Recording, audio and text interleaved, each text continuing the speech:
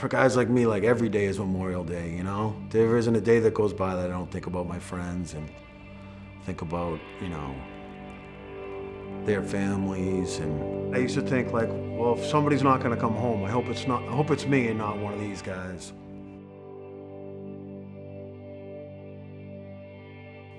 We're here because we're supposed to be here. Because we owe it to them. Because we swore we'd never forget. Because we have a creed that says we'll leave no man behind. And if we did not take the time out to honor them, we'd be leaving them behind. If we did not work to support their Gold Star families, we'd be leaving them behind. And if we did not work hard to empower the veterans that served alongside them, we'd be leaving them behind.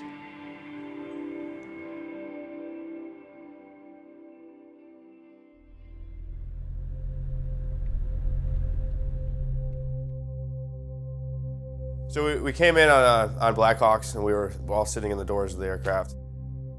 As soon as we touched down, we would jump off as fast as we can. At that point, they knew you were there because you just flew 4 Blackhawks over their house.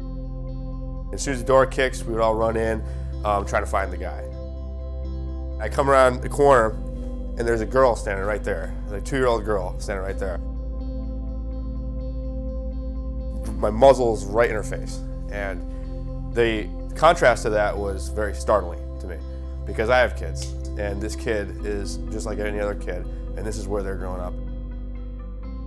Everything is very evident at that moment in time how good we have it, and Memorial Day really sends a message that this is not we can't take this for granted. This doesn't just happen, and it happens because of these soldiers that we're honoring that day.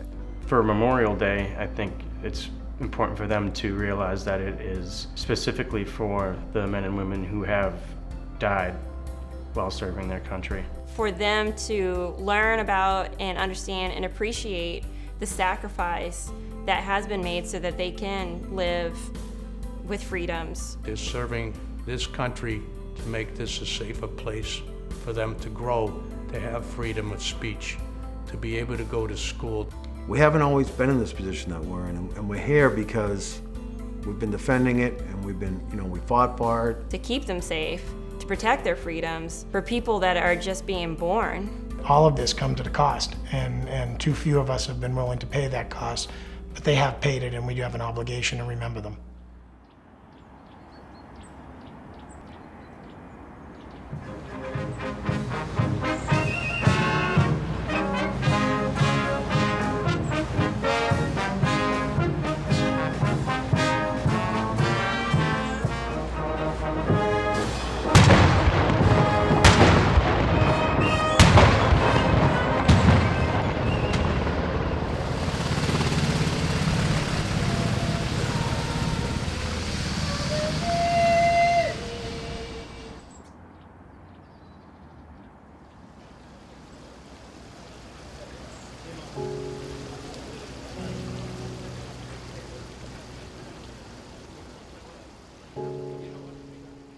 On the last day, on a mountaintop in Afghanistan, when one of his fellow soldiers had been hit by an RPG and lay in an open field on the top of the mountain, exposed to enemy fire from 3 different directions, my son looked out and said, "I'm going to get him."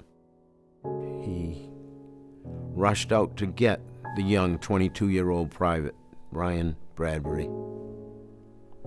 And he was driven back by fire from anywhere from 50 to 80 Taliban insurgents.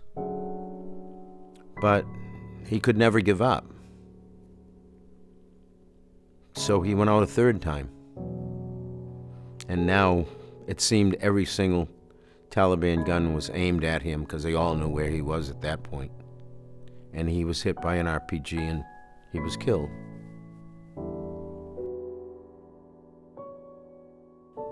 And for that effort, he was awarded the Medal of Honor. I don't know that I could ever put into words how much the Gold Star families mean to guys like me. I mean, They're basically my family. They're still here. They have to continue mission and drive on with life. That, to me, is the ultimate sacrifice. As empathetic as others can be, it's just different when somebody else has been through it. There's just a silence, but it's an understanding. We have to step back and still honor our own son and the others who have fallen. The sacrifice is immense, but our liberty and our freedom is unmatchable in this world. It's really important to veterans that other people notice days that are important to us. Veterans exist around you all the time. Different walks of life. You probably see me in the city of Boston, but you would never know that I'm a veteran. The Marine Corps, and especially combat, taught me it's not about me. Especially leading Marines into combat, it's not about me, it's about them first.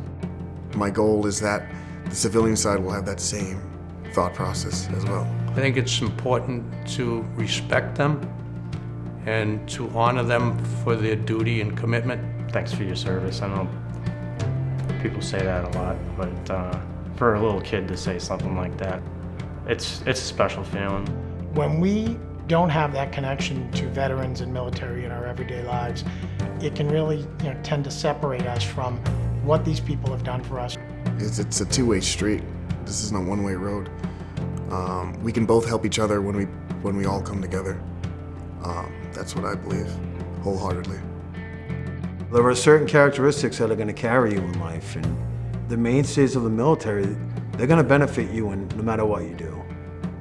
Honor, courage, commitment, integrity. Making our communities better, helping people that don't have enough. To try to do what's morally right when no one's watching.